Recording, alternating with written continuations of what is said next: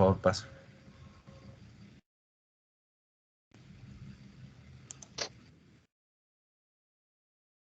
¿Se me escucha?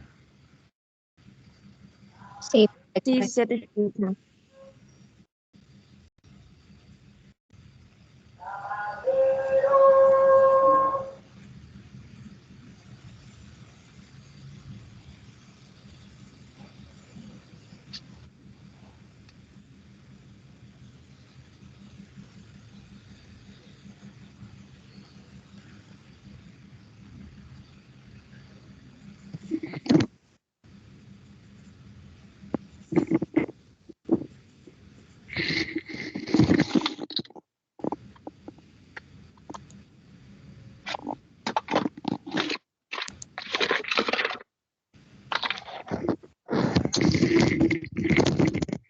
Bueno, las generalidades de tumores en tejidos blandos. Entonces, vamos a encontrar que estos son un frecuente motivo de consulta tanto para médico general como para el ortopedista.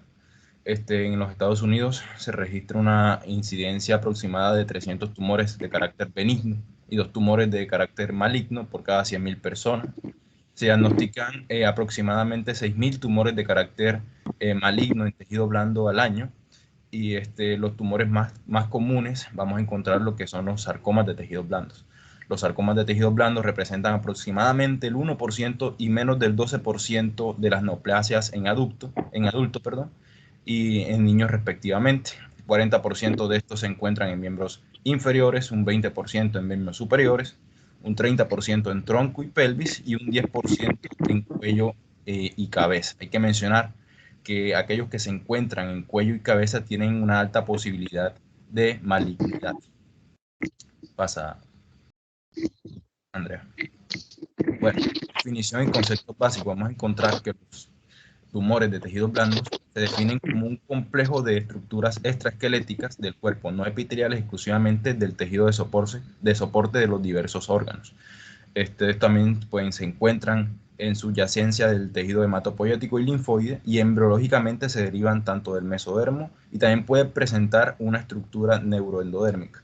Dentro de las características histogénicas de estos pues se dividen en tumores benignos que se parecen más al tejido normal del adulto, tienen un crecimiento autónomo limitado y muestran una escasa incidencia de infiltración local. Entonces, esto nos hace pensar que estos tumores pues, tienen una complejidad bastante baja y son más fáciles de realizar en la resección y tratamiento.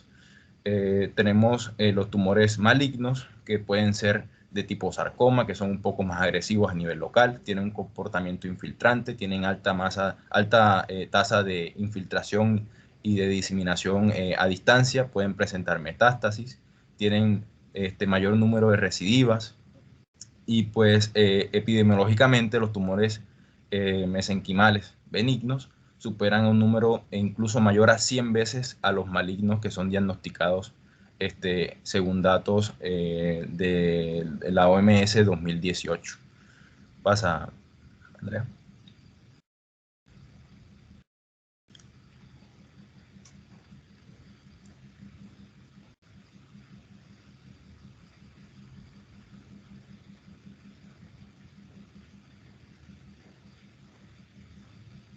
Bueno, la incidencia clínica anual de los tumores de tejidos blandos, tanto benigno como maligno. Bueno, los benignos, perdón, generalmente pues es un número bastante superior al maligno. Tenemos una incidencia de hasta 3.000 millones de personas a nivel anual, mientras que la incidencia anual del sarcoma de tejido blando es de apenas de 30 millones anualmente, es decir, menos del 1% de todos los tumores malignos detectados. No hay datos que indiquen un cambio en la incidencia de sarcoma, tampoco existen diferencias geográficas significativas, y teniendo una tasa de supervivencia global de al menos de 5 años para la detección de sarcomas asociados a las extremidades superiores e inferiores, con una tasa de 65 al 75%.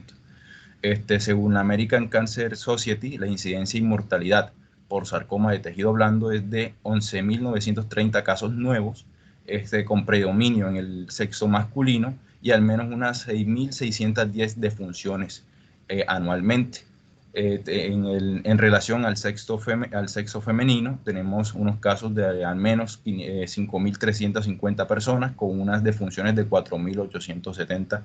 Estos datos del año 2016 según la OMS. Existe una relación entre el tipo de tumor, los síntomas, la ubicación, la edad del paciente y el género. Ejemplo de ello tenemos los lipomas, que son de tipo indoloro, que son raros en la mano, en la pierna, en el pie, y son muy poco comunes en los niños. Tenemos el angiolipoma, que este es un tipo de lipoma que es generalmente doloroso y es más frecuente en hombres jóvenes. Tenemos el angioleiomyoma, que a menudo son dolorosos, que son comunes en las piernas de las mujeres de la mediana edad, mientras que la mitad de los tumores vasculares ocurren en pacientes menores de 20 años. De los tejidos de tumores blandos, el 99% aproximadamente son de carácter benigno. Estos son superficiales. Tenemos un 95% que son menores a 5 centímetros de diámetro. Tenemos los sarcomas de tejido blando, que pueden ocurrir en cualquier parte del cuerpo, pero al menos 3/4 partes se encuentran en las extremidades, generalmente en el muslo, y 10% de estos que son detectados se encuentran en la pared del tronco y en el retroperitoneo. Las lesiones benignas, la mayoría se encuentran a nivel superficial, ya sea en la capa dérmica o la capa subdérmica del tejido blando. La lesión benigna más frecuente es el lipoma, que a menudo no recibe tratamiento. Algunas lesiones benignas de carácter clínica pues presentan unas características clínicas muy variadas, aunque generalmente el paciente no refleja o no tiene ninguna característica clínica importante. Entonces, pues generalmente estos pacientes que presentan tumores de tipo lipoma pueden durar años incluso con estas masas en esos lugares. Se acostumbra, incluso no va al médico, y se detecta pues generalmente en consultas de control. Algunas lesiones no metastásicas, como por ejemplo la fibromatosis desmioide, requieren excesión amplia comparable con un sarcoma. De lo contrario, pues la recurrencia local es muy frecuente. Pues hay que mencionar que la biopsia excisional en un sarcoma es inapropiada, ya que a menudo pues este tipo de procedimiento puede causar dificultades en el manejo posterior de nuestro paciente. Entonces es aconsejable en general obtener una biopsia diagnóstica previa al tratamiento definitivo para todas las masas o tejidos blandos, todas las masas de tejidos blandos mayores a 5 centímetros. ¿Por qué? Porque si tenemos una masa mayor a 5 centímetros, vamos a sospechar de una característica de malignidad. Entonces, ya que la biopsia excisional está contraindicada en sarcoma, entonces vamos a evitar ese tipo de tratamiento. La mayoría de los sarcomas de tejidos blandos en las extremidades y en la pared del tronco se encuentran como tumores indoloros, que son observados accidentalmente tanto por el médico en cualquier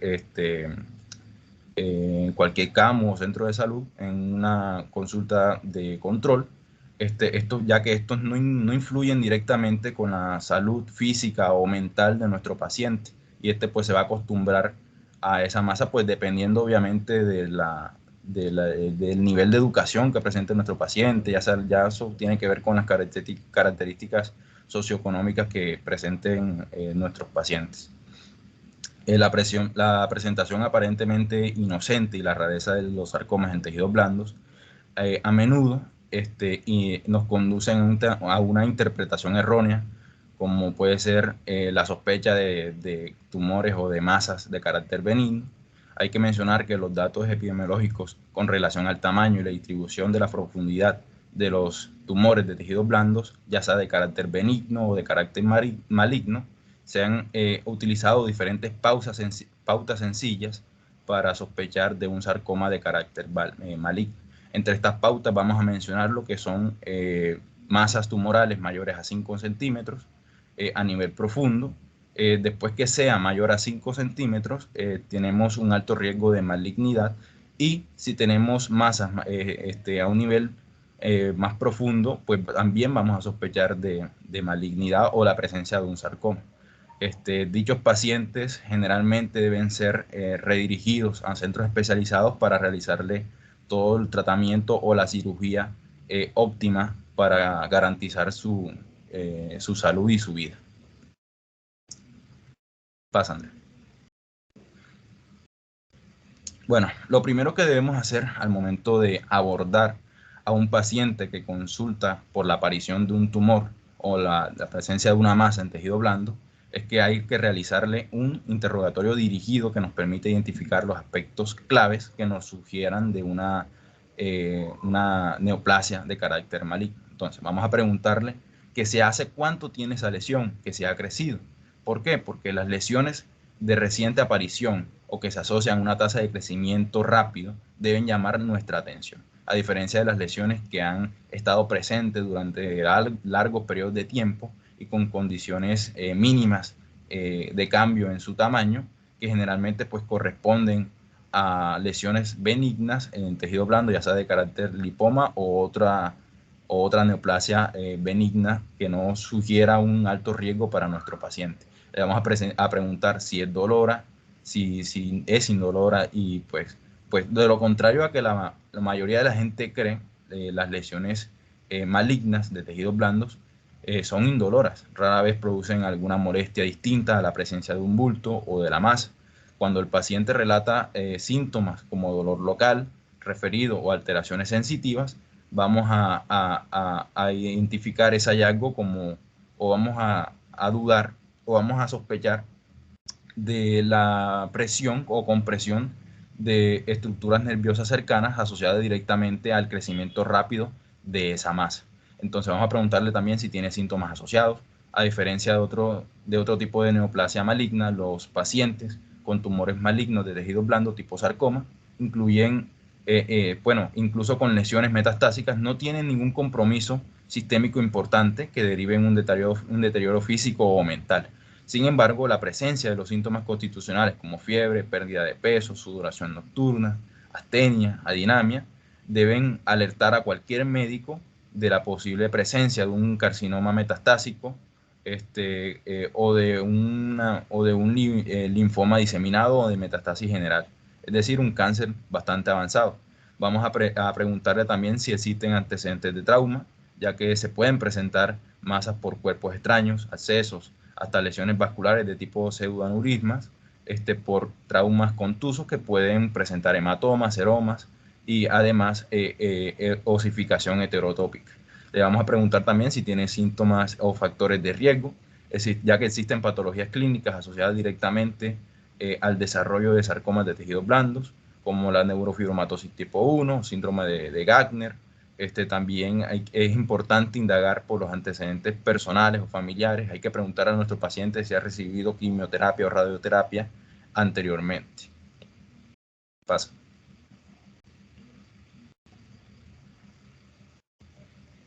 Bueno, al examen físico. Al igual que en la anamnesis, existen diferentes características de los tumores de tejidos blandos que debemos buscar. ¿Qué vamos a buscar? Lesiones mayores a 5 centímetros o mayores o más grandes que una pelota de golf, lesiones subfaciales o profundas. Sin embargo, en los artículos que se tomaron para esta presentación, se llegó que aproximadamente un 30% de los sarcomas de tejidos blandos se localizan en una capa superficial. Hay que identificar también la consistencia de la masa, si es tipo sólida, cerosa, que esto nos va a direccionar también a sospechar de una neoplasia de carácter maligno. Hay que identificar si son masas hipomovibles. Esto se relaciona directamente con la hipervascularización y la fijación de los tejidos subyacentes de esta masa, que hace referencia también a la presencia de un tumor de carácter maligno.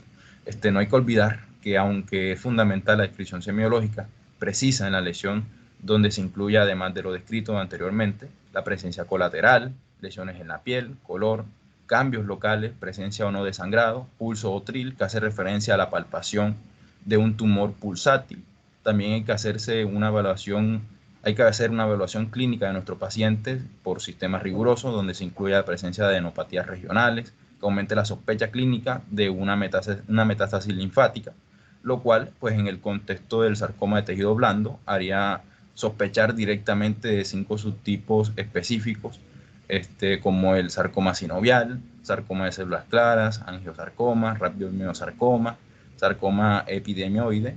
Entonces es importante aclarar que la principal vía de diseminación de los sarcomas de tejido blando es la vía hematogénica, y el órgano comprometido generalmente, la metástasis, se da a nivel pulmonar. Entonces, tenemos un diagnóstico, o encontramos características clínicas en nuestro paciente que nos indiquen a una neoplasia de carácter maligno con una amplia evolución. Obviamente, si se encuentra cercana a la región pulmonar, vamos a realizarle unos diferentes exámenes que nos permitan identificar si hay metástasis en este órgano o no. Pasa, Andrea. Bueno, tenemos la clasificación de los tumores de tejidos blandos según la OMS. Entonces, tenemos una amplia cantidad de subtipos histológicos de sarcoma de tejido blando, los cuales pues a menudo se asocian directamente con las características clínicas, pronósticas y terapéuticas. Se han hablado de diferentes clasificaciones histogénicas. Entonces, a nivel práctico, la importancia de esta clasificación es que se relaciona directamente con una serie de parámetros clínicos. Se han hecho diferentes ensayos en donde pues unas guías nos indican generalmente pues para clasificar los sarcomas en tejidos blandos, independientemente del tipo microscópico, el número de grados varía. Hay dos clasificaciones importantes. Entonces, tenemos una clasificación importante de 2 grados, en la cual nos hace tomar una decisión clínica terapéutica más fácil. Tenemos otra clasificación que se la vamos a explicar más adelante, que es una clasificación de 3 grados, que nos indica mejor la morfología y el comportamiento de esta neoplasia. Aquí tenemos pues la clasificación según la OMS. Tenemos neoplasias de carácter adipocítico, fibroblástico, miofibroblástico, histiocítico, de músculo liso, perdón, pericítico o perivascular, y vascular, y de músculo esquelético. Entonces aquí tenemos las neoplasias de carácter benigno, intermedio y maligno. Como lo había explicado anteriormente, de carácter benigno tenemos menor tasa de infiltración. Son tumores que son que tienen un pronóstico terapéutico mucho más por así decirlo, más satisfactorio para nuestro paciente. Tenemos los intermedios, que pueden ser agresivos dependiendo pues la infiltración y dependiendo las características histopatológicas de nuestro tumor. Y tenemos los malignos, que pues tienen una tasa de mortalidad bastante elevada. Son tumores que tienen una alta tasa de infiltración, de metástasis, de diseminación a distancia. Entonces hay que tener mucho cuidado con estos diagnósticos y estas clasificaciones. Aquí pues pueden observar diferentes nombres, incluso aquí faltan muchísimos más. Son más de 50 o incluso 80 subtipos de neoplasia que podemos clasificar. Pasando. Tenemos el sistema de clasificación del sarcoma del Centro Nacional de Cáncer de la Federación Francesa. Entonces aquí tenemos la clasificación de 3 grados, en donde vamos a identificar la diferenciación tumoral. Vamos a también a darle un puntaje al recuento de mitosis, que hace referencia al crecimiento tumoral, y tenemos la necrosis tumoral. Entonces, en la diferenciación tumoral vamos a darle un puntaje de 1 a los sarcomas que sean parecidos al tejido mesenquimal del adulto normal, y vamos a darle un puntaje de 3 en donde tenemos sarcomas embrionarios, sarcomas indiferenciados, sarcomas de tipo 2. En el recuento de la mitosis se va a hacer un recuento donde se toma pues un campo de recuento de 400 por 10 campos sucesivos, en donde vamos a identificar la mitosis de 0 a 1, mitosis por 10 campos, un puntaje de 1, un puntaje de 3, en donde tenemos una mitosis de más de 20 en 10 campos, y tenemos la necrosis tumoral, en donde le damos un puntaje de 0 a 2, en donde no tenemos necrosis en el frotis que se examina, y un puntaje de 2 en donde tenemos un tumor que presenta necrosis en más de la mitad de la superficie. Esto pues nos va a dar un puntaje, y vamos a realizar la clasificación en grado 1, grado 2 y grado 3. Obviamente, grado 3 es un tumor más complicado, de un manejo más amplio, con radioterapia, quimioterapia, incluso tratamiento quirúrgico. Pasa, Andrés.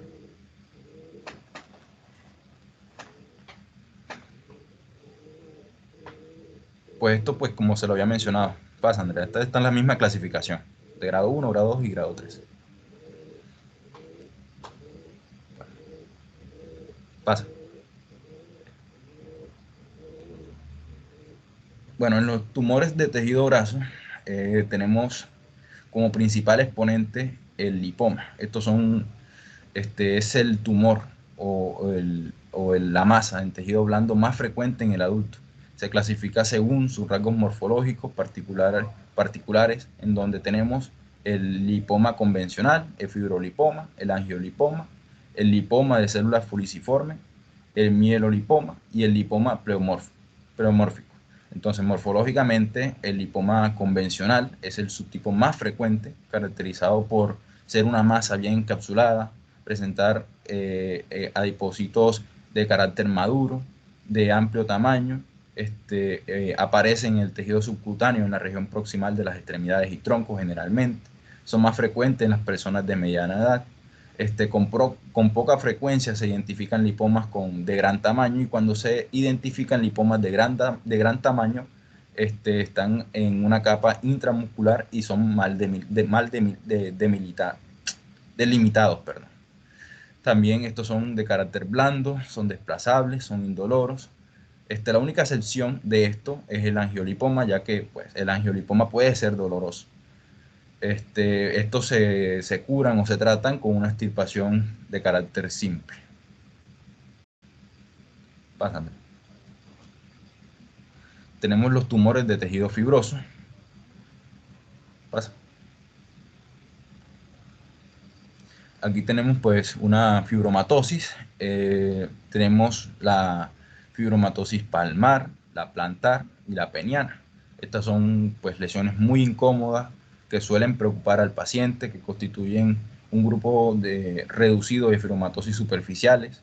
En la variante palmar existe un engrosamiento irregular o nodular de la fascia palmar unibilateral. Con el paso de los años, pues la piel suprayacente presenta un fruncido o invaginación. Al mismo tiempo, se forma una contractura en flexión lentamente progresiva que afecta principalmente el cuarto o quinto dedo de la mano. Y pues como tenemos en esta imagen, aquí tenemos pues la plantar, en donde se ve la afectación de la capa superficial de la piel. La invaginación también presenta pues la solidez de la piel. Pasa. Tenemos los tumores fibrohistocíticos. Estos son tumores que contienen elementos celulares parecidos a los fibroblastos y a los macrófagos. El fenotipo de las células neoplásicas es más parecido a los fibroblastos. Estas son lesiones indoloras que crecen muy despacio y con frecuencia aparecen en pacientes de mediana edad como un pequeño nódulo que puede ser mayor o igual a 1 centímetro. Estos son nódulos móviles que pues que son duros, de tipo ceroso. Entonces, pues, el tratamiento se puede realizar con un tratamiento pues, de tipo dermatológico. Pasa, Andrés. Tumores de nervios periféricos. Pues las lesiones proliferativas de los nervios se dividen en tumores no neoplásicos como el neuroma traumático. Entonces tenemos tumores benignos como el schwannomas, el neurofibroma, y los tumores malignos designados como tumores malignos de vainas periféricas. Esto es un pequeño resumen de lo que sería cada tipo de tumor, para más adelante pues explicárselo mejor. Pasa, Andrés.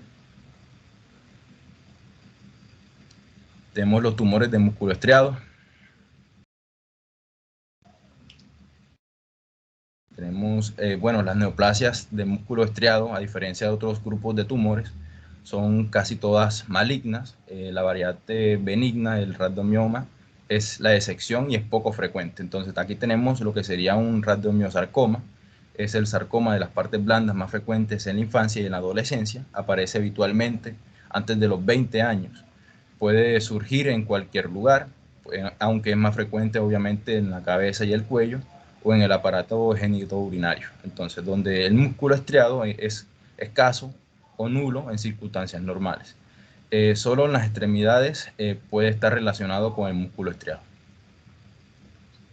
Pasando. Tenemos los tumores de músculo liso. Estos son tumores relativamente frecuentes en los aparatos genitourinarios y digestivos, generalmente pues en la mujer. Son más frecuentes en piel y raros en los tejidos blandos y profundos.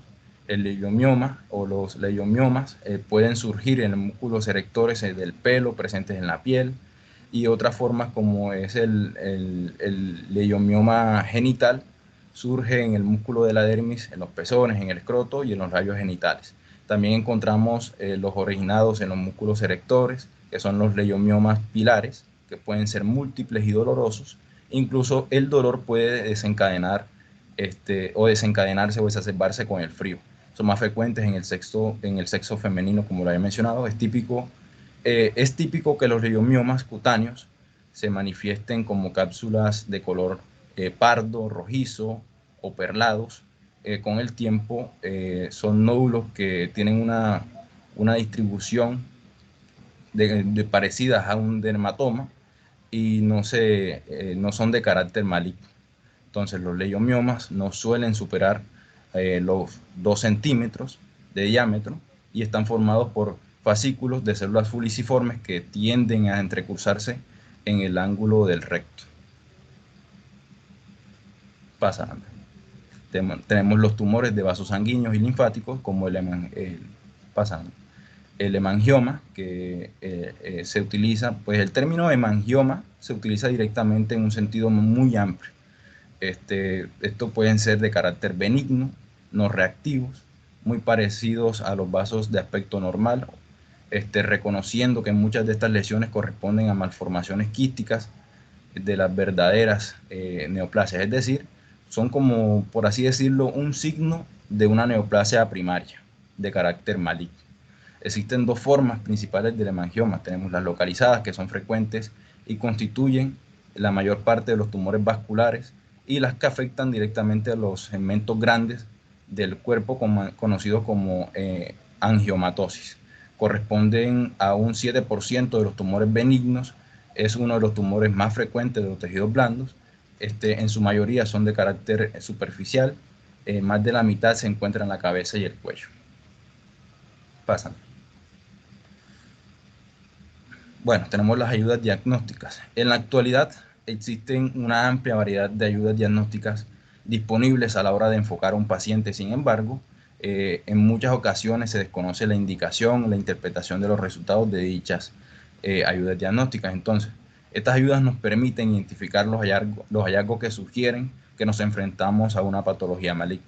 Tenemos lo que es la radiografía simple, que es el estudio de primera línea. Siempre debe realizarse, entonces, aunque se tiene un rol bastante limitado para el diagnóstico. Entonces, en los hallazgos radiológicos que sugieren malignidad incluyen lesiones con efecto de masa, calcificaciones, presencia de erosión ósea o reacción perióstica, se aprecia una capa continua de hueso nuevo, puede ser delgada, de al menos 1 o 2 milímetros.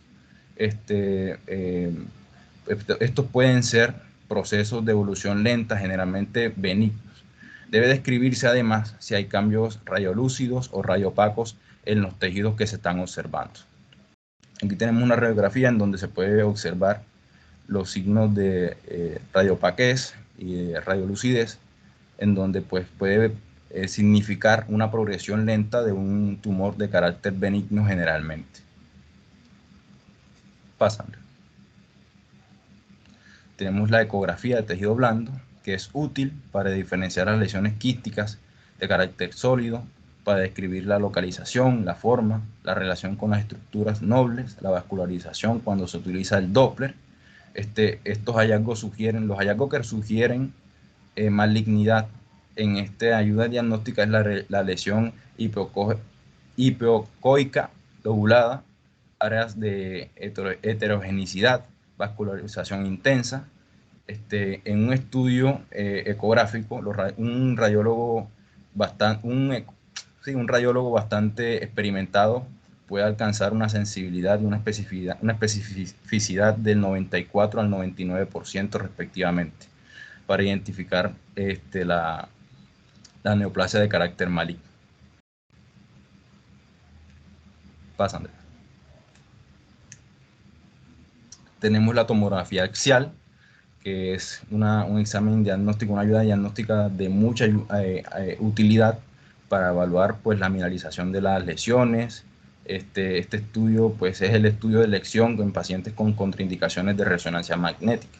Está indicado en todos los pacientes en quienes se sospecha pues directamente una neoplasia de carácter maligno. Entonces vamos a encontrar las lesiones metastásicas pulmonares en cuanto se relacione directamente con la cavidad torácica. Debe extenderse directamente. Bueno, cuando tenemos una neoplasia que afecta directamente la cavidad torácica, vamos a extender todo el examen diagnóstico hacia la cavidad abdominal. ¿Por qué? Porque puede sospecharse de un sarcoma con diseminación linfática. Entonces vamos a evaluar la cavidad abdominal también para descartar o para confirmar la metástasis y diseminación de este tumor.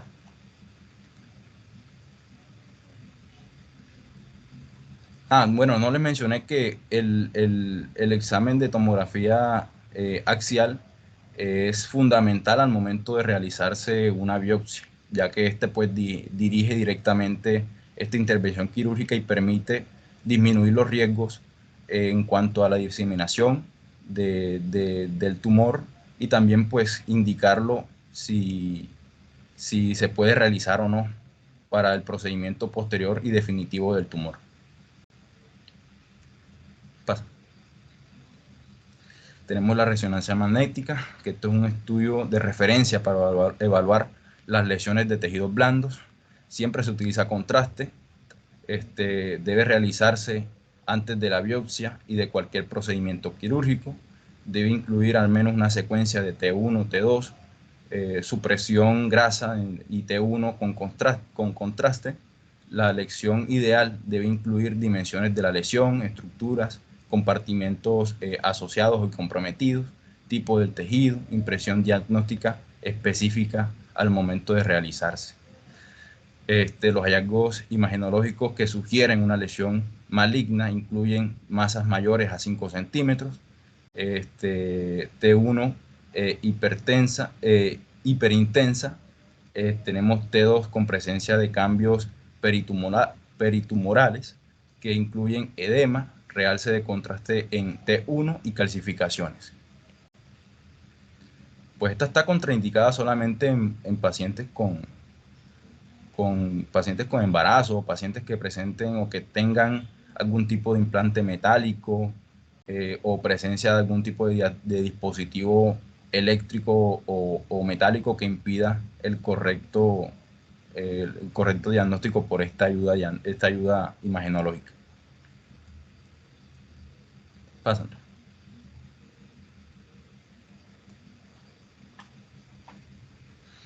Bueno, la decisión clínica. Bueno, en la decisión clínica, directamente después de haber realizado todos los estudios que se han indicado anteriormente, entonces vamos a decidir si se trata de una patología neoplásica maligna. Se va a realizar una petición de valoración con el ortopeda, idealmente con un ortopedista oncólogo, con el fin de establecer un plan de tratamiento definitivo. Dicho plan inicia con la realización de una biopsia, que se considera el primer paso para la cirugía de salvamento de nuestro paciente, dado el caso del tumor se encuentra en una extremidad tanto superior o inferior, por lo cual debería ser realizada por un cirujano que realice pues la cirugía de salvamento en el caso de ser viable. Bueno, existen dos subgrupos de biopsia. Tenemos lo que es la biopsia guiada por aguja fina o TrueCut, que tiene la ventaja que puede ser realizada en una sala de procedimiento con anestesia local o con guía ecográfica o tomográfica. Es de bajo costo, es fácil de realizar se ha descrito una sensibilidad y una especificidad del 97 al 99% respectivamente. Tenemos la biopsia abierta, incisional, en la cual una porción del tumor se reseca y es enviada a los estudios histopatológicos.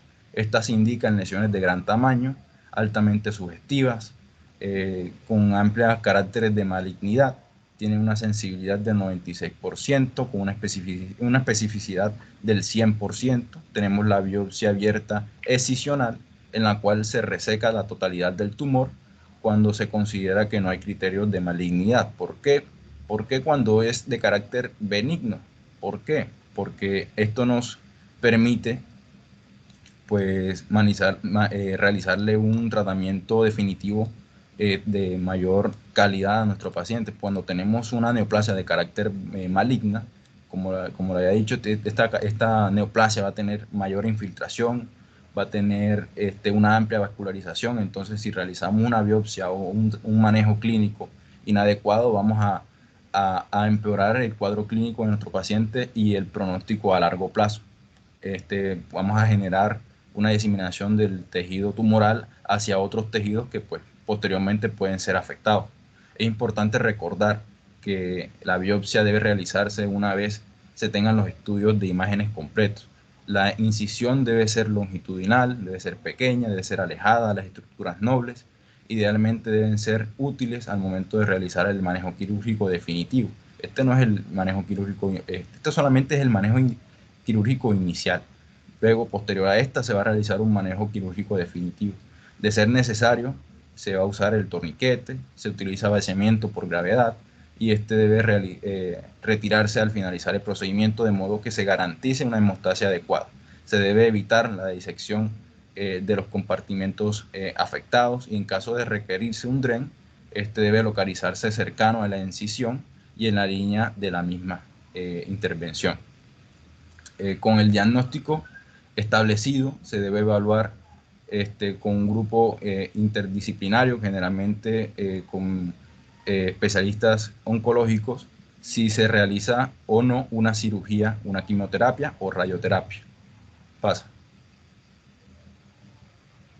Tenemos pues la cirugía.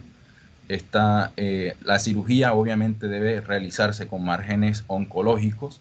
Tenemos cirugía con carácter intralesional, marginal, amplia y radical. Entonces tenemos la cirugía intralesional. En esta cirugía van a quedar restos macroscópicos de la lesión y solo está indicada en pacientes que presenten neoplasia benigna. Tenemos la cirugía de carácter marginal, en donde se va a resecar la lesión y se va a diseccionar la cápsula que lo rodea. Tenemos la cirugía de carácter amplio, en donde se va a hacer la resección que implica los tejidos sanos alrededor de 2 centímetros de la lesión primaria. Y tenemos la cirugía de carácter radical, que implica pues retirar todo el compartimento que se encuentra relacionado con la lesión, que esta pues generalmente es de carácter maligno. Y aquí pueden ver una imagen en donde se ve la implicación con cada carácter de la cirugía. La pueden observar. Hay que mencionar que la quimioterapia se puede hacer antes de la cirugía como un método de coadyuvancia para buscar reducir el tamaño de la lesión neoplásica y así pues evaluar la respuesta de la quimioterapia antes incluso de realizarle el tratamiento quirúrgico definitivo y para ver si tiene un amplio efecto en la misma lesión neoplásica para realizarle luego el tratamiento con la misma quimioterapia. Se va a realizar radioterapia también como un método neoadyuvante para disminuir las lesiones y se pueden permitir cirugías conservadoras o después de la cirugía cuando no se alcanza pues directamente los márgenes oncológicos. Pues como lo había mencionado, estos son métodos de adyuvancia y neoadyuvancia que pueden mejorar el pronóstico de la cirugía y pueden darnos mostrarnos directamente el resultado que pueden tener como métodos no adyuvantes y posteriormente como métodos definitivos del tumor, si es de carácter maligno. Pásame. Aquí tenemos un pequeño esquema, que nos va pues a resumir bastante bien lo que sería el manejo inicial dado el caso se encuentra una sospecha maligna o sospecha benigna. Entonces vamos a sospechar de benignidad cuando tenemos masas menores a 5 centímetros, superficiales, consistencia blanda, que son móviles. Se le va a realizar una RX normal y lateral, una ecografía si es necesario. Si está normal, pues se le realiza seguimiento cada 4 o 6 meses a nuestro paciente. Si arroja resultados anormales, vamos a sospechar de malignidad. Tenemos masas mayores a 5 centímetros, subfaciales o profundas, con consistencia sólida, hipomovibles. Se le va a realizar una resonancia magnética contrastada, TAC de tórax, dado el caso lo requiera. Se le va a realizar la biopsia TrueCup, dado el caso lo requiera también. Y pues vamos a realizar la clasificación con clasificación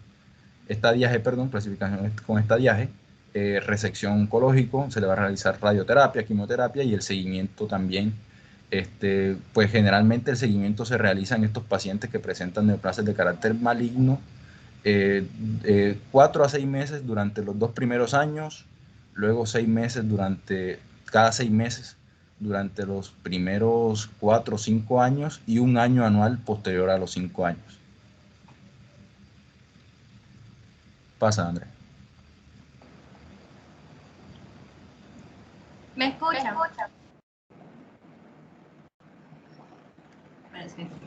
Sí, sí te escuchas. Bueno, seguimos con el diagnóstico histopatológico de estos tumores. Entonces, tanto los tumores benignos como los malignos de los tejidos blandos se van a presentar lo que es con una masa en lo que son las partes blandas. Y esto nos va a permitir que hagamos una diferenciación de si es maligna o es benigna. Entonces, por lo general debemos tener en cuenta que estos pacientes van a la consulta médica cuando han pasado 4 o 6 meses posteriores a lo que es el primer síntoma, que es esa palpación de la masa o del dolor. Entonces, después de que tengamos una completa evaluación inicial en la que los vamos a incluir en los estudios por imágenes, como lo habló mi compañero, se va a planear lo que es una biopsia en casi todos los casos. Y el ortopedista va a tener la posibilidad de contar con varias técnicas de biopsia. Siguiente. Entonces, ¿cuáles son los tipos de biopsia?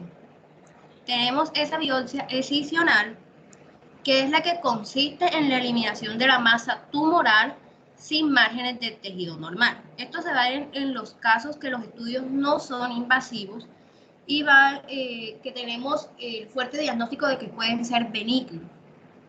Entonces, aquí se van a identificar lesiones que son superficiales, que son menores a 10 centímetros, tienen características homogéneas y son bien delimitadas, que las podemos detallar en lo que es la resonancia magnética. Entonces, la biopsia excisional, como lo dijo mi compañero anteriormente, va a permitir eliminar la masa tumoral y va a preservar lo que es la función y la disminución de la posibilidad de que se contamine el tejido normal por lo que es el hematoma. Entonces, en la parte periférica del tumor vamos a encontrar lo que es la pseudocápsula. Esta va a estar compuesta por lo que son las estructuras de los tejidos blandos normales. También vamos a ver lo que son vasos que están formados y también elementos inflamatorios. Entonces, esta cápsula no permite lo que es la expansión de las células tumorales en lo que son los procesos malignos. Entonces, por esta característica de envejecimiento del tumor, hay una desventaja y es que esta se va a presentar en el procedimiento cuando se va a realizar el tratamiento, va a ser menos efectivo cuando el tumor es maligno. Y esto puede llevar a que se contamine lo que es el lecho quirúrgico y se va a aumentar la posibilidad de que sea recurrente ese tumor, es decir, que vuelva a aparecer en el mismo lugar o en parte cercana. Tenemos la biopsia incisional, que este método es bastante utilizado como diagnóstico para los tumores. Esto va a consistir en que vamos a tomar una muestra representativa de la masa tumoral y hay varios factores técnicos importantes para poder obtener un buen material. No debemos tomar muestras de tejido necrótico ni tampoco hemorrágico, que frecuentemente se presentan más en los sarcomas que tienen de gran tamaño. En los sectores periféricos se brinda lo que es la mayor información sobre el tipo de infiltración del tumor y se ve generalmente lo que son enmascarados por lo que es la pseudocápsula que ya les expliqué anteriormente, que ella puede contaminar lo que es el área quirúrgica. Entonces, en las lesiones que están ubicadas en las extremidades de la incisión, esta debe ser orientada a lo que es el largo del eje longitudinal de esta misma.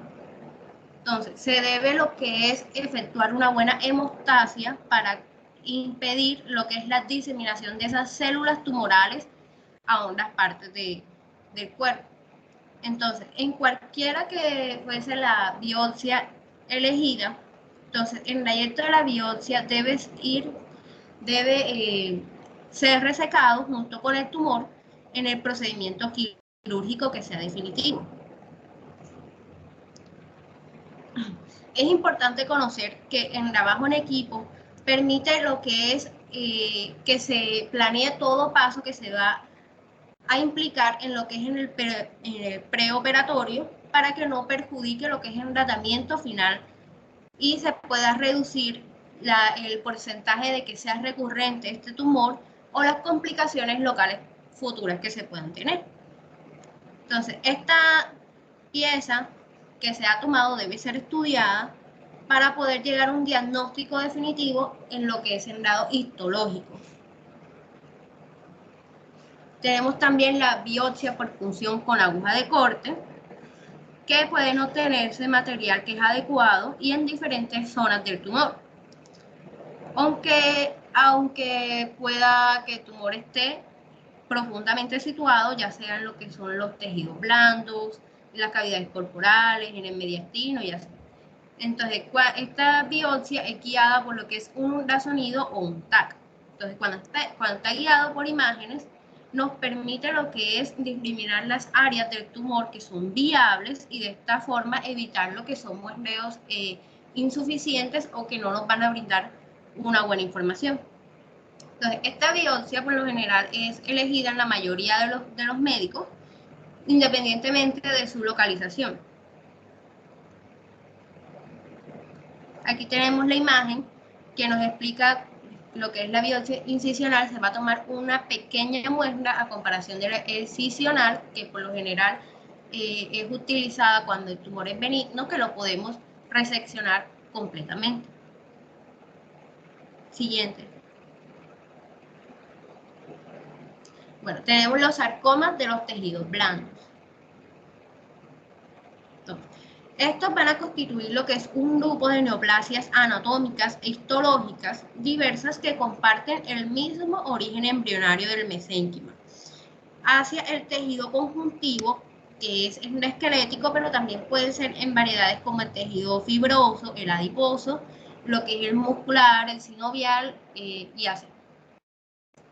Entonces, estos son heterogéneos y tienen tendencia a que pueden volver a recurrir y tienen un alto potencial para hacer metástasis.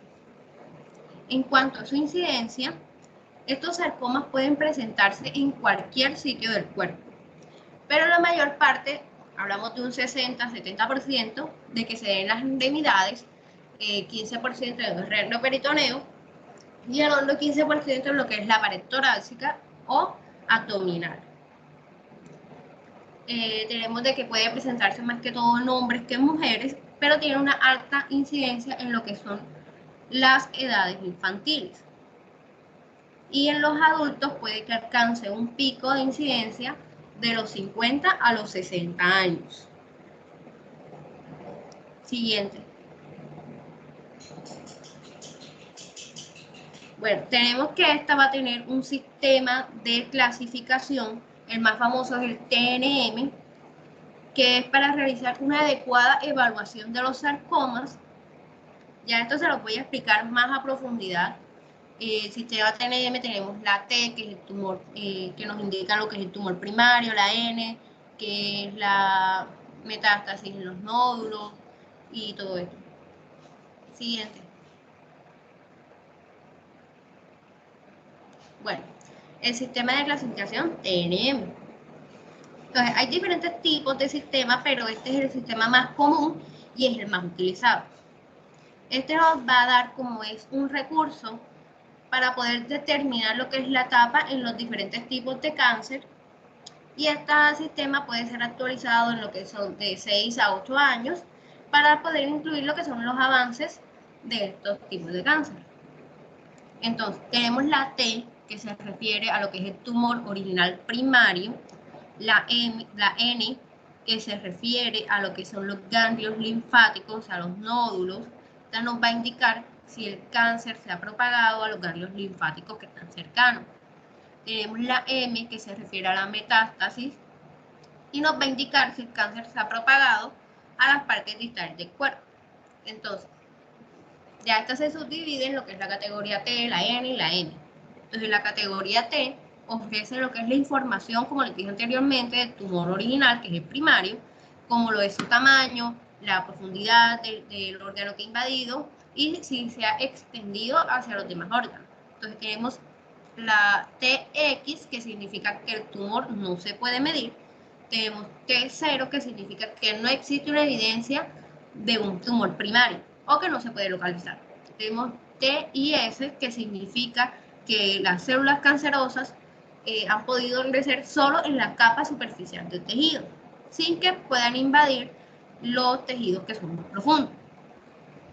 Entonces vamos a encontrar unos números después de la T, que puede ser T1, T2 y así.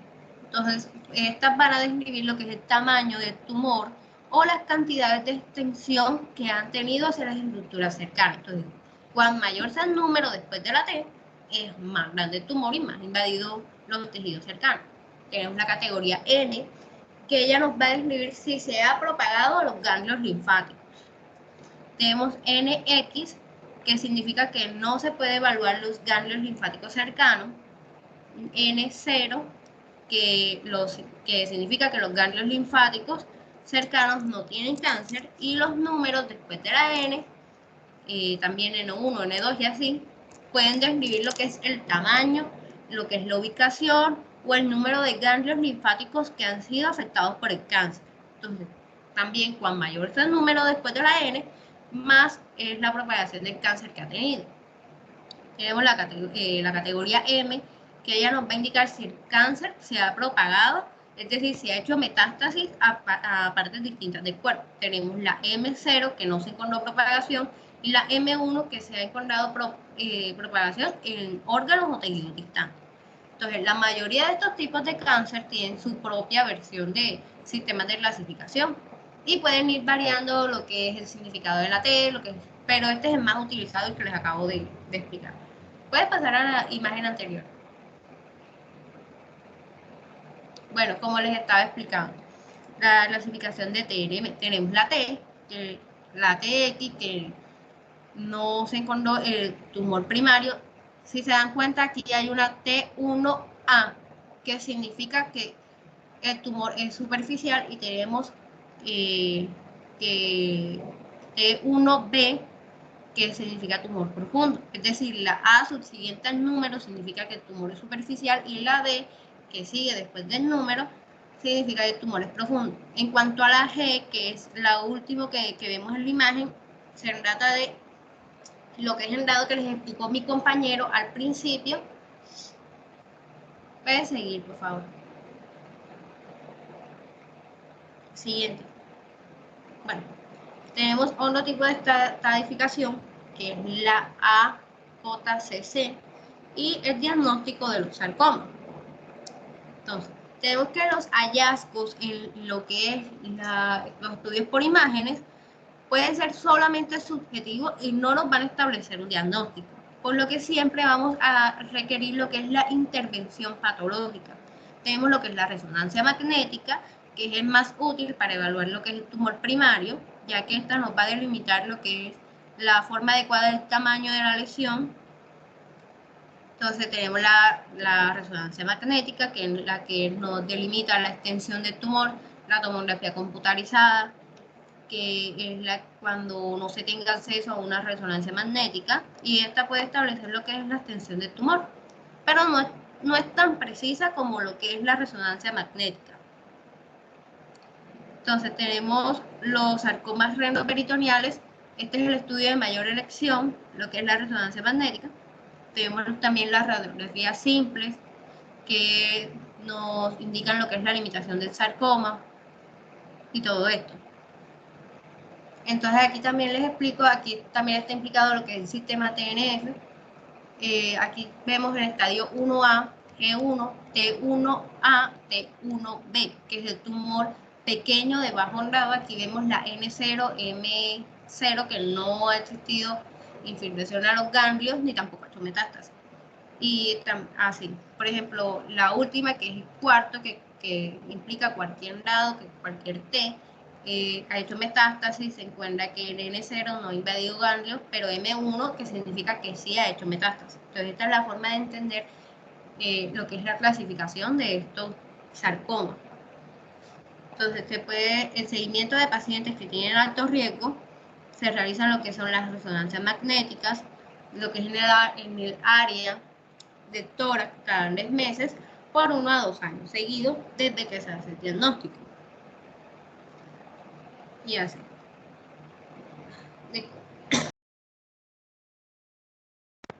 Disculpe. Siguiente. Bueno, la patología de los tumores en los tejidos blandos. Siguiente. Entonces tenemos que la función del patólogo es identificar de esa extirpación histológica lo que es proporcionar el grado histológico y el estadio patológico de lo que es la enfermedad, para poder establecer un buen diagnóstico y un buen pronóstico de este tumor. Entonces, existen lo que son sarcomas de células fusiformes, las pleomorfos, las epiteliales y de células pequeñas.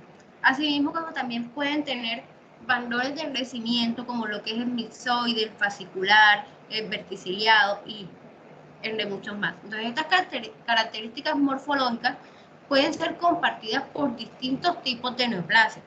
Entonces, puede que no sea suficiente identificar histológicamente debido a este comportamiento.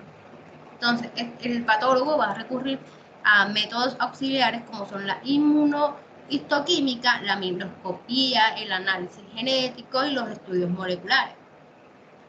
Entonces, esta información clínica adecuada y la correlación de lo que son los estudios de imágenes y estos métodos que ya les he mencionado anteriormente es lo que permiten que hagamos un diagnóstico preciso de estos tumores. Entonces, los tumores que son superficialmente y son pequeños pueden lo que es extirparse en su totalidad, como se los dije anteriormente, pero los que tienen mayor tamaño y se encuentran localizados más profundamente van a requerir lo que es la biopsia incisional, que es la que permite interpretar. Aún así, esa biopsia va a ser un poco difícil de tomar debido a lo que es la limitación como el tamaño, que el tejido esté inadecuado o las zonas de necrosis, o estas muestras que no incluyan todos los componentes de lo que es la neoplasia. Siguiente. Entonces tenemos los sarcomas de pared torácica y abdominal. Bueno, estos sarcomas de los tejidos blandos son primarios de la pared torácica, que son una enfermedad muy poco frecuentes, que estas abarcan más o menos el 10% de lo que son los sarcomas que se han reportado. Entonces, ellas incluyen dentro de los sarcomas de la pared torácica estructuras como lo que es la dicha pared, lo que es la pared abdominal, tumores viscerales y tumores rendoperitoneales. Entonces, la importancia de estas diferencias radica en que la localización es un determinante para establecer el pronóstico y el diagnóstico. Tenemos los tipos de sarcomas como lo vemos aquí en la imagen. Podemos ver el angiosarcoma, el fibrosarcoma, el liposarcoma y así. Siguiente. Entonces, esto tiene unas características relevantes, como lo que son que en la pared torácica son superficiales y son palpables, y que por lo tanto no presentan lo que son excisiones incompletas por lo que es el personal no capacitado. Tenemos que también no hay compartimiento en lo que es la pared torácica, es decir, el tumor puede infiltrar a lo que son las capas intramusculares y subcutáneas por igual. Tenemos que los tumores primarios raramente van a infiltrar lo que es las costillas y los tumores y los huesos, mientras que los tumores que sí son recurrentes pueden extenderse a lo que son los huesos cercanos y estructuras más profundas. Entonces, para obtener el control local es indispensable un margen quirúrgico que sea adecuado. Entonces, los sarcomas del tronco frecuentemente se presentan como lo que es una masa indolora, que son de lento endurecimiento, y por lo general la sintomatología la va a dar lo que es la compresión ejercida por el tumor en el área localizada. Lo que es la evaluación radiológica se utiliza para poder determinar hasta dónde se ha extendido esta masa tumoral y para dar un seguimiento a lo que es esta enfermedad. Lo que es la tomografía es útil para determinar lo que es la existencia de una enfermedad metastásica, y la angiografía va a determinar y se va a utilizar solamente cuando tengamos sospecha de que hay una invasión vascular. Siguiente. Bueno, tenemos los distintos tipos de tratamiento. Pasa. Bueno, puede ser quirúrgico, como le explicó mi compañero anteriormente, que es la resección en bloque con márgenes amplios. Es un tratamiento de elección para todos los sarcomas, incluyendo esos sarcomas que son troncales. Entonces, de cualquier modo, en lo que es el manejo multidisciplinario, es quizás lo más importante. Entonces, en cirugía de los sarcomas troncales se debe considerar lo que es la localización, el tamaño y la invasión de estructuras que son importantes, y hasta dónde ha llegado esta profundidad. Entonces, la cirugía puede ser lo que es la radical ambulatoria, la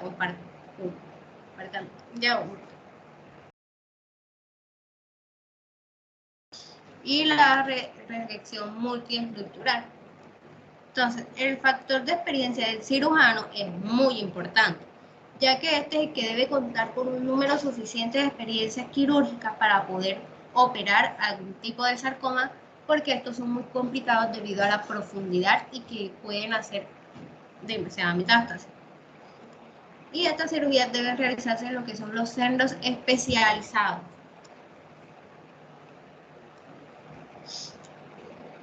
Siguiente. No, bueno, la anterior. Entonces, tenemos la linfadenectomía, que esta es realizada cuando existe una evidencia clínica o radiográfica de que hay pudo haber metástasis hacia un ganglio. Entonces, hay diversos subtipos histológicos que se asocian con lo que es el incremento en el riesgo de que se haya involucrado un ganglio, sobre todo cuando se trata de un sarcoma epiteloide o sarcoma de células claras y un angiosarcoma. Siguiente. Entonces, tenemos la radioterapia, que se recomienda para el manejo de la enfermedad residual, que los márgenes son estrechos y positivos. Entonces, esta radioterapia es un tratamiento ayudante de elección en los sarcomas, pero en el tronco y en el abdomen, la radioterapia no puede ser considerada solo cuando existe un límite negativo. Entonces, la quimioterapia es un neoayudante y se recomienda si los estudios de imágenes preoperatorios sugieren lo que son los márgenes quirúrgicos negativos sean difíciles de obtener. Entonces, el condón local se consigue mediante lo que es la resección quirúrgica con amplios márgenes y la posibilidad de adicionar lo que es la radioterapia para que el manejo de los tumores grandes y altamente invasivos.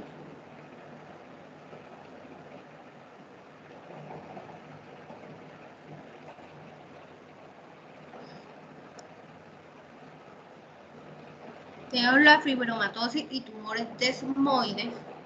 Entonces, la fibromatosis se considera como tumores de tejidos blandos que no originan lo que es actividad metastásica, pero pueden ser agresivos y con un tratamiento similar a lo que son los sarcomas de los tejidos blandos. Entonces, la fibromatosis más representativa y más agresiva es el tumor desmoide. Entonces, estos tumores desmoides abdominales son conocidos también como fibromatosis agresivas y son lesiones de los tejidos blandos que tienen una conducta que es similar a los sarcomas, aunque representan sus propias características diferenciadas. Entonces, se presentan generalmente como lo que es una masa de enriquecimiento lento y raramente da metástasis. Y es frecuente su recurrencia local, es decir, en el mismo lugar en el que se encuentra. Entonces, los tumores desmoides se clasifican en lo que son abdominales y extraabdominales. Entonces, muchos de estos tumores intraabdominales se encuentran asociados a lo que son a la poliposis familiar adenomatosa. Entonces, frecuentemente están ubicados en lo que es el mesenterio y su mortalidad y morbilidad dependen de lo que es endurecimiento como de la compresión de las estructuras adyacentes a él. Entonces, se ha ubicado a los miofibroblastos como las células que son responsables de lo que es el desarrollo de las lesiones desmoides. Tenemos también la proliferación por una estimulación endogenética que lo implica a su mayor incidencia a lo que son en mujeres de edad reproductiva. Entonces, también se ha relacionado lo que es la lesión tisular, que puede ser por traumatismo o la cirugía, que frecuentemente se le diagnostica como un hallazgo incidental y en otras ocasiones porque los pacientes acuden por lo que es una paracentesis o un dolor secundario a lo que es la compresión de esos nervios adyacentes que se tienen, así como lo que es también el dolor abdominal. Tenemos la que es la observación, que es una conducta aceptable para lo que son los tumores pequeños, que son asintomáticos. Entonces, el seguimiento con la de imágenes deben asegurarse que no exista un crecimiento, incluso si existe evidencia de que una pequeña proporción de estos tumores muestran lo que es posible de que hagan metástasis o que vuelvan a aparecer. Siguiente. Bueno, existe ayuda farmacológica no tóxica y las que son tóxicas. En las que no son tóxicas, tenemos el tratamiento con los AINES, que son como el Sulindac, como lo que son los bloqueadores hormonales, como lo que son los esteroides, que son opciones válidas para lo que es un tratamiento farmacológico y se ha observado que el 50% de los pacientes responden bien a lo que son estos manejos. Entonces, esta farmacoterapia puede ser administrada tanto antes de la cirugía como también después de esta. Y en los pacientes que tienen riesgo que vuelvan a recurrir con el tumor o con que tengan una enfermedad avanzada. En cuanto al tratamiento que es tóxico, que es la quimioterapia, esta se indica solamente cuando existe una falla a la farmacoterapia no tóxica o en tumores que pueden volver a recurrir o que tienen una enfermedad persistente. Siguiente. Sarcomas en las extremidades. Sigue. Bueno, tenemos la mayor parte de que estas neoplasias se presentan en lo que es la edad productiva de la vida y se encuentran en las extremidades, contando de que pueden aparecer en la edad de 54 años y tienen una supervivencia en los pacientes que tengan sarcoma, las extremidades. Entonces, estas observaciones sugieren que cualquier tratamiento regional que aumente la posibilidad de salvamiento de las extremidades no será lo que es. Ya, un momento.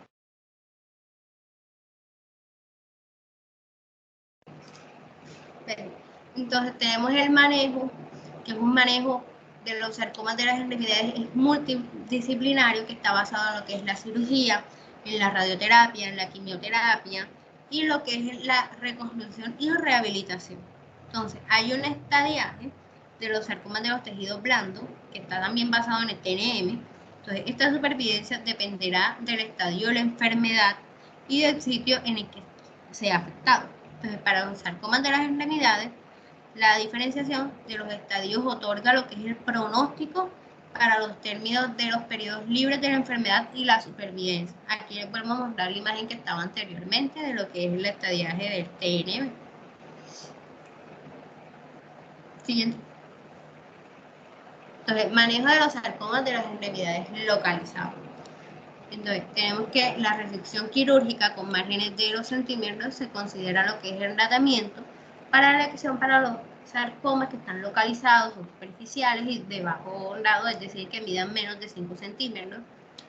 Entonces, son para esos sarcomas de alto grado que son pequeños, que también son menores de 5 centímetros y se encuentran superficiales, o que también estén profundos, pero debemos tener en cuenta que pues, también son menores de 5 centímetros. Puede que también se considere lo que es la resección y también recibir lo que es la radioterapia ayudante para poder completar. Siguiente. Bueno, el tratamiento S, que son sarcomas localmente avanzados que tienen un estadio clínico, es decir, que los tumores de las extremidades mayores a 5 centímetros y están por debajo de la fase de revestimiento. Entonces, en lo que es la definición, una cirugía radical o anatómica o funcional puede estar indicada en este tipo de casos. Entonces, la supervivencia de estos pacientes depende de lo que es la primera instancia, en qué grado se encuentra y el tamaño del tumor. Entonces, esta supervivencia va a ser mejorada con lo que es la cirugía y se pueden hacer observaciones en cualquier tratamiento regional que aumente esa posibilidad de salvamiento de extremidad, es decir, que no se llega a lo que es la amputación. Siguiente.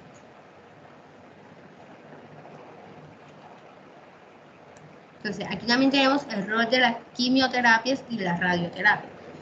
Entonces, se ha reportado que inadecuadas tasas de recurrencia y de la supervivencia de pacientes con lo que son tumores extensos y que tengan altos grados de malignidad son tratados con una combinación de la quimioterapia y de la cirugía.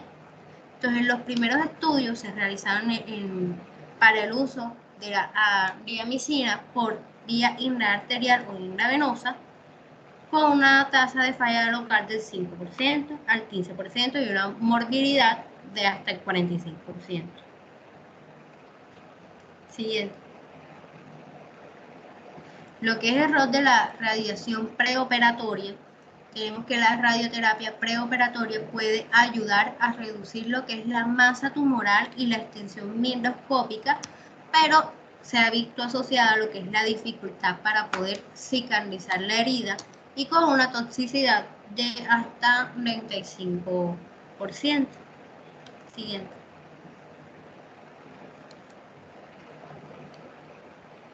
Ah, no, dale al anterior.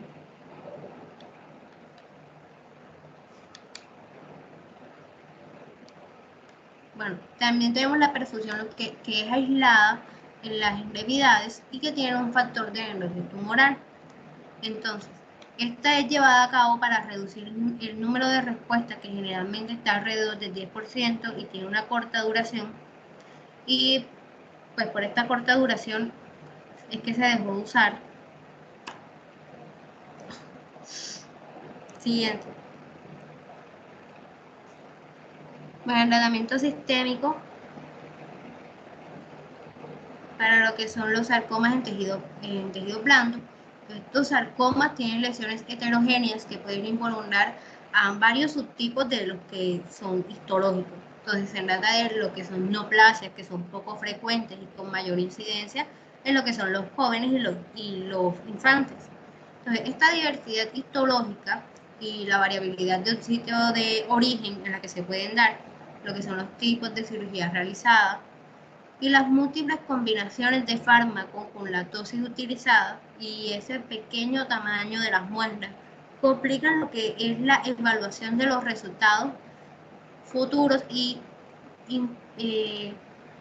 hacen imposible que se llegue a una conclusión para poder tratar al paciente futuramente. Siguiente. Entonces tenemos la adyuvancia, que este manejo ha sido un poco controversial. Aquí encontramos lo que les dije anteriormente de la radioterapia. Este puede ayudar a lo que es la supervivencia, pero no de tal forma, entonces no es muy recomendado y mucho menos para lo que es la parte postoperatoria, ya que más de la mitad de los pacientes pues morirían como consecuencia a lo que es la enfermedad a distancia o que vuelvan a ser recurrentes al local en la localización donde pues, se reseccionó. Siguiente. Tenemos la terapia neoadyuvante, que puede lo que es disminuir el volumen tumoral y puede facilitar el éxito de lo que es la cirugía conservadora y podría también erradicar la enfermedad microscópica y además puede ser muy buena para lo que es la respuesta del paciente. Entonces está indicado para los pacientes que tienen tumores que son bastante voluminosos y que tienen un alto riesgo de que vuelvan a ser recurrentes. Entonces esta neoadyuvancia ha demostrado que puede aumentar la tasa de supervivencia más o menos un 7% y la más utilizada lo que es la quimioterapia. Siguiente. Entonces aquí tenemos una tabla que nos muestra lo que es el tipo de sarcoma, puede ser general, desmoide, el sinovial. En el esquema 1 podemos tener los fármacos, los tratamientos que podemos tener, en el esquema 2 y en el esquema 3. Esto por si falla el 1, el 2 y el 3. Siguiente.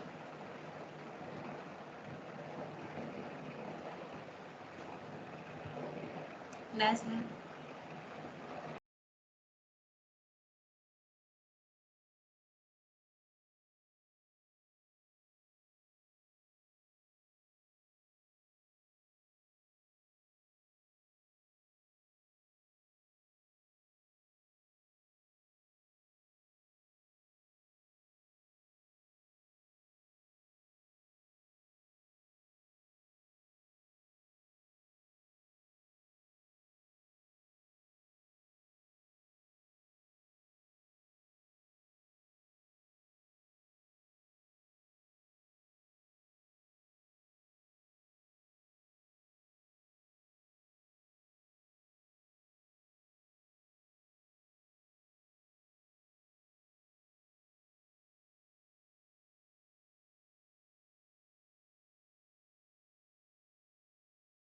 Ya. Bueno, hola. Hola. Sí, doctor, aquí estamos. Qué pena, la última parte no la. Bueno, ya igual eso no. Porque me estaban llamando del hospital. Bueno, ¿ven ustedes la diferencia entre las presentaciones?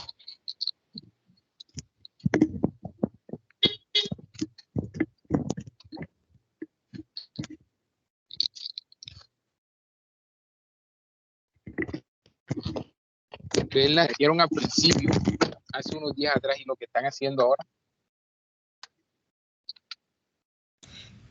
Claro, doctor. Yo lo había mencionado, entonces, pues, pero nos disculpe por ese incidente.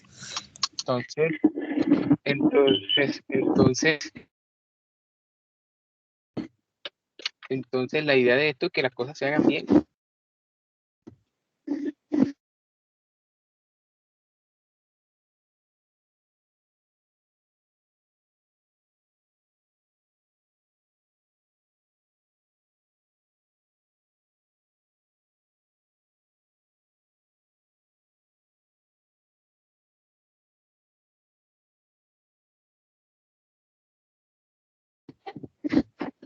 escuchan? ¿Me escuchando? Sí, Sí, doctor. Doc, lo estamos escuchando. Es un tema bastante extenso que ahora ustedes abordaron de la manera que tenían que abordar. Vieron las diferencias en cuanto a los tipos de tumor, de dónde provienen cada uno,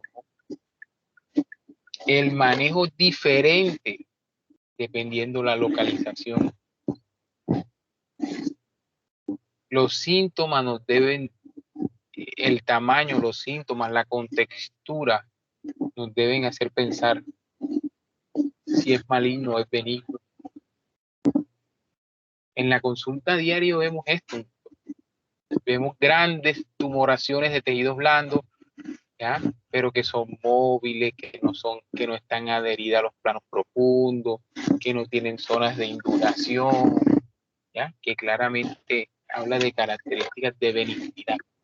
Pero también podemos ver esos pacientes que tienen lesiones en las extremidades profundas, no móviles, pétreas, que pueden comprometer las extremidades, las articulaciones, y esas lesiones tienen que llamar la atención. ¿Cuándo mandar biopsia? Claro, cuando yo veo unas características de este tipo que las acabo de mencionar y cuando una lesión es mayor de 5 a 7 centímetros. ¿Qué tipo de biopsia? Con aguja truco.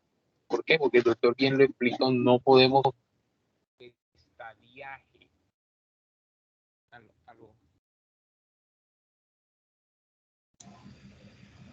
Doctor, no se le escucha lo último. No se le escuchó nada.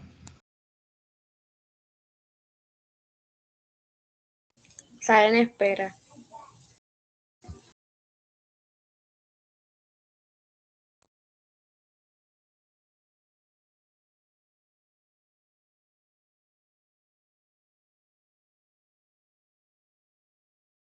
Hola, ¿me escuchan? Ahora sí, Doc. Hola, ¿me escuchan? Bueno, ¿por qué? Porque hacerle una biopsia excisional a este tipo de pacientes le puedes cambiar actividad tumoral y le puedes cambiar la estadificación, ¿ya? Y eso repercute en la sobrevivencia del paciente. Porque no le están haciendo una cirugía oncológica. ¿Estamos de acuerdo?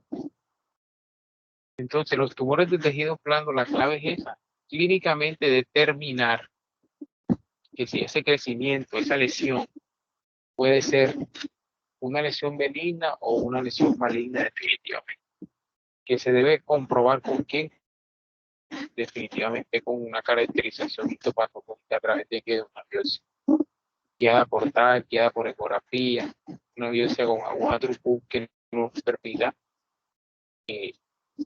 poder saber el nombre y el apellido de la lesión, y que también nos permita conocer el estirpe, conocer todo lo que es la parte molecular del tumor. Cuando hablamos del lipoma y estas lesiones de tejidos blandos, son los tumores más frecuentes de tejidos blandos que opera el cirujano general. Pero ya cuando hablamos de sarcomas, hablamos de un tumor supremamente agresivo, que está más frecuente en las extremidades, ¿ya? Pero que también puede aparecer en cabeza y cuello, ya en el dorso, ¿ya? Y que su manejo,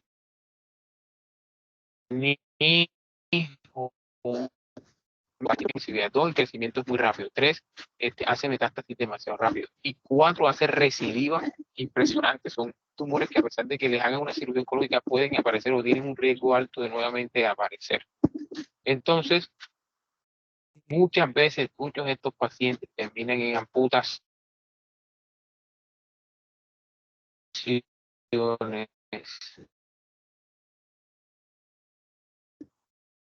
de esa.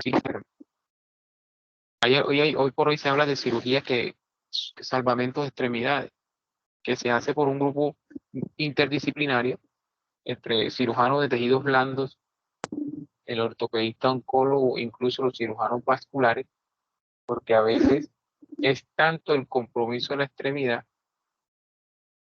que, bueno, ellos intentan en primera mano salvar lo que más se pueda, sin perder el punto de vista oncológico.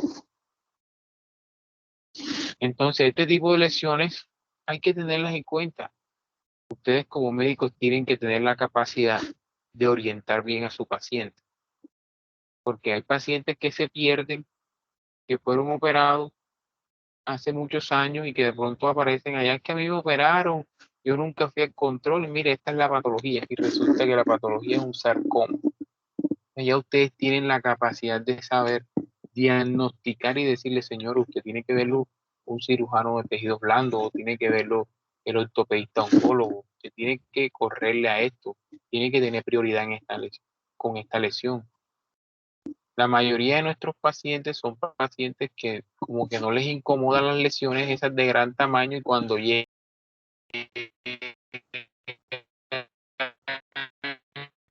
a consulta llegan ya con unas lesiones completamente cerradas, con muchísimo dolor por el compromiso nervioso muscular de las articulaciones de las lesiones. Entonces, eso hay que tenerlo claro. ¿Alguien tiene alguna pregunta, alguna inquietud?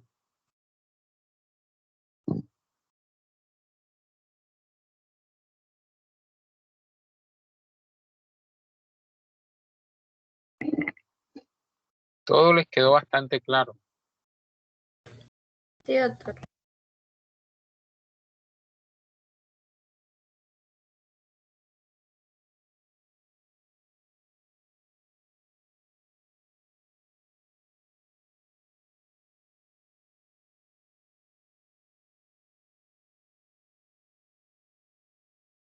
Bueno, como todo quedó claro, entonces damos por finalizado el evento. Espero que todo haya quedado claro. Bueno, estoy tratando de averiguar la forma, porque al parecer el convenio con la clínica del niño Paz se